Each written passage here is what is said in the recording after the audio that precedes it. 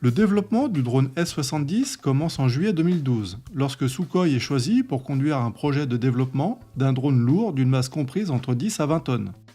Fin octobre 2012, Sukhoi et MiG signent un accord de coopération pour le développement de ce drone.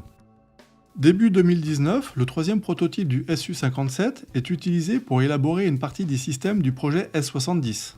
Le Su-57 permet de développer l'avionique, les communications et permet d'anticiper les futures coopérations entre les deux appareils. Le 3 août 2019, le S-70 réalise son premier vol. Il dure plus de 20 minutes et se conclut par un atterrissage réussi. Le 27 septembre 2019, le S-70 et le Su-57 réalisent leur premier vol conjoint. Le drone est conçu en utilisant des technologies provenant du chasseur Su-57 de 5e génération. Le développement du drone est pensé avec des technologies devant réduire la visibilité radar. Il a une longueur de 14 mètres et une envergure de 19 mètres. La masse au décollage est de 25 tonnes. Il emporte une charge militaire de 2,8 tonnes. Son plafond est de 18 000 mètres et son autonomie est de 6 000 km. L'appareil est subsonique. Le drone est doté d'un moteur AL-41 F1.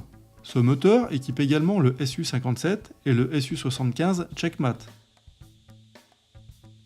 La tuyère du moteur sera probablement modifiée pour accroître la furtivité du drone.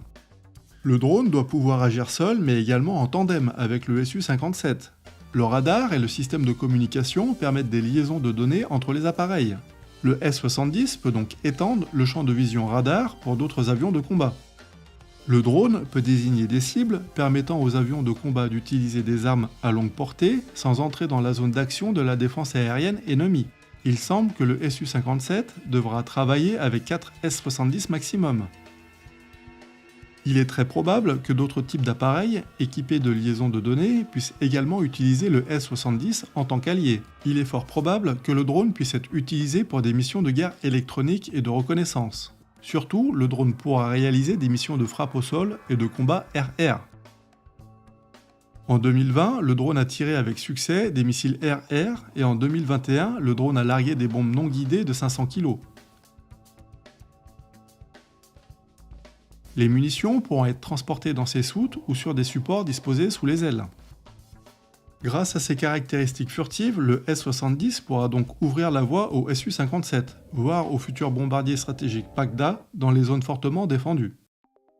Il pourrait assurer des missions de supériorité aérienne en détruisant des cibles à forte valeur ajoutée, comme les avions de détection et de commandement ou les ravitailleurs ennemis. Il semble probable que le drone réalisera des missions d'interception en attaquant les appareils ennemis avant qu'ils ne s'approchent de la zone à défendre.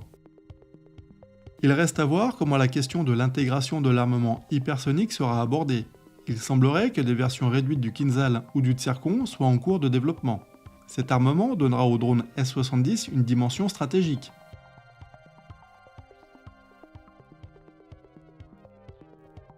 Le drone, visible sur cet ensemble de vidéos, est un prototype. La version de série sera probablement différente. Les Russes développent très souvent différentes versions à partir d'une même plateforme. Cela sera probablement le cas avec le S-70. Le drone doit entrer en service en 2024.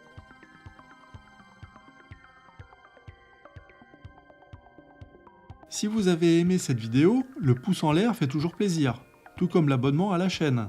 Merci pour votre visionnage et à bientôt sur LTDO.